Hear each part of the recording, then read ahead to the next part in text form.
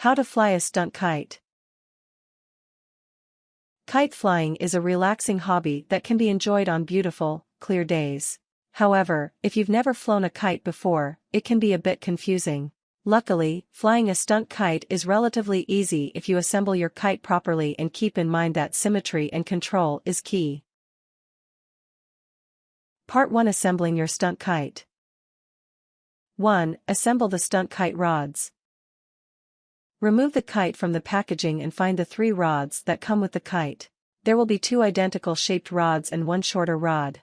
The shorter rod will be stuck horizontally across the kite into the 2 rod fittings at the top tip of the kite. This short rod is going to keep the kite spread open near the top. Be sure to keep the kite strings, bridle, out of the way. At the base of the kite, insert one of the longer rods through the rubber fitting near the center of the kite. Stick the other end of the rod into the rubber fitting on the corresponding side edge of the kite. To match the completed side, insert the other long rod into the center rubber fitting.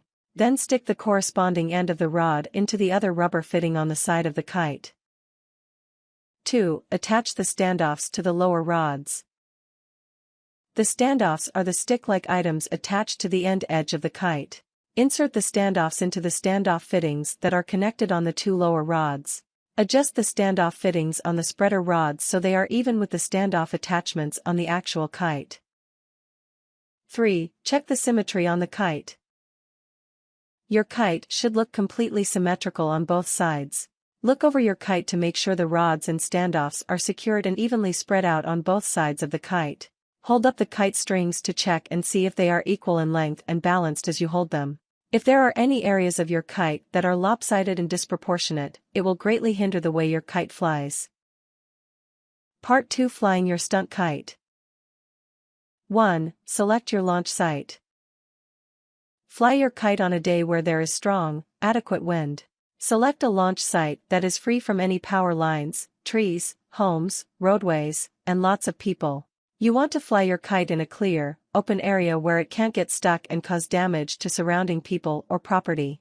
A good place to fly a kite is in an open field or on an open beach. Never fly a kite during a rain or thunderstorm. These are dangerous and unmanageable kite flying conditions. 2. Connect your lines to the kite bridle.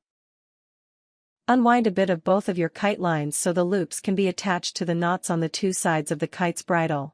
Be sure to connect your right side line to the right side bridle knot and the left side line to the left side bridle knot.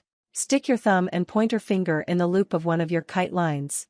Spread your fingers apart so the loop is taut around your fingers. Tilt your thumb and pointer finger downward, so they are on the outside of the loop. Touch your thumb and pointer finger together. The loop should now look like a very loopy and round capital A. With both fingers touching, slide the line off your pointer finger, so your thumb is now holding both loops. Insert one bridle knot through this loop and tighten the loop by tugging on the end. Do this same procedure with your other kite line and the other bridle knot. 3. Unwind your kite lines. Keeping your kite on the ground, unwind your left and right kite lines to make sure they are exactly the same length. Your lines should be unwound about 75 to 100 feet, 22.9 to 30.5 m, from your kite. Stand upwind from the kite and securely grasp onto both of your kite lines.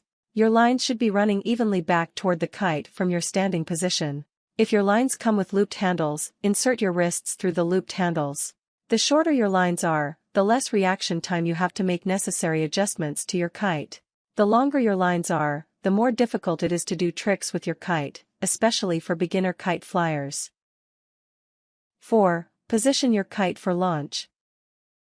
Make sure you have a good hold on the kite lines with your arms out in front of your body. Slowly take a step or 2 backward away from the kite. This will tilt the kite with its nose pointing upward, so it is ready to launch into the air when you pull the lines down to your sides. 5. Launch the kite. Simultaneously, take a big step back and quickly pull both of your hands down to your sides. This will force air underneath the sail of the kite, launching it into the sky.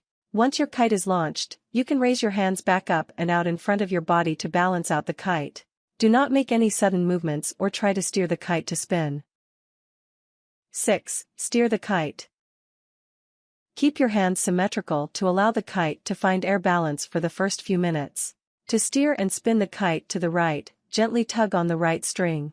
To steer to the left, gently tug on the left string.